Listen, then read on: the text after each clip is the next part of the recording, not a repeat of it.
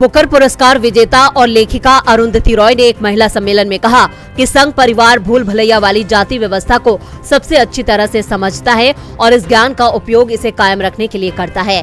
इन दिनों हमारी सरकार एक देश एक चुनाव एक वोट एक भाषा एक धर्म पर जोर दे रही है। एक बनाने के लिए उनका तरीका सभी को एक दूसरे के खिलाफ लड़ाना है।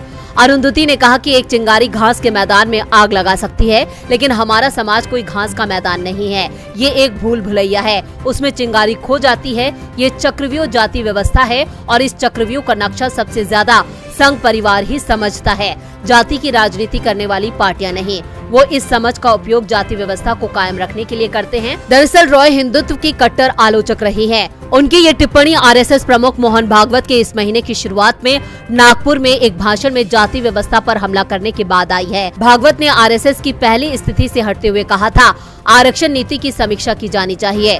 उन्होंने कहा कि जब तक ये भेदभाव मौजूद है, आरक्षण जारी रहना चाहिए। भागवत की टिप्पणी तमिलनाडु के मंत्री उदयनिधि स्टालिन के सनातन धर्म या जाति के आधार पर हिंदू धर्म के पारंपरिक रूपों को खत्म करने के आह्वान के बाद आई है। बीजेपी ने इसका हवाला देते हुए विपक्षी भारतीय गुट को हिंदू विरोधी करार दिया है। उन्होंने कहा कि शायद इस 90% मुसलमान पसमानदा यानी पिछड़े हैं। उन्होंने इस्लाम क्यों अपनाया? क्योंकि उन्हें जाति व्यवस्था के तहत दबाया गया था, उनका अनादर किया गया था। आज उन गरीब लोगों को जिन्होंने जाति व्यवस्था से राहत पाने के लिए इस्लाम स्वीकार किया था, मुगलों की संतान कहा जा रहा है और धमकी दी जा रही कि उन्हें खत्म कर दिया जाएगा। हम जो भी संघर्ष देखते हैं उसका आधार जाति व्यवस्था है। हमारा काम इन दरारों को भरना है।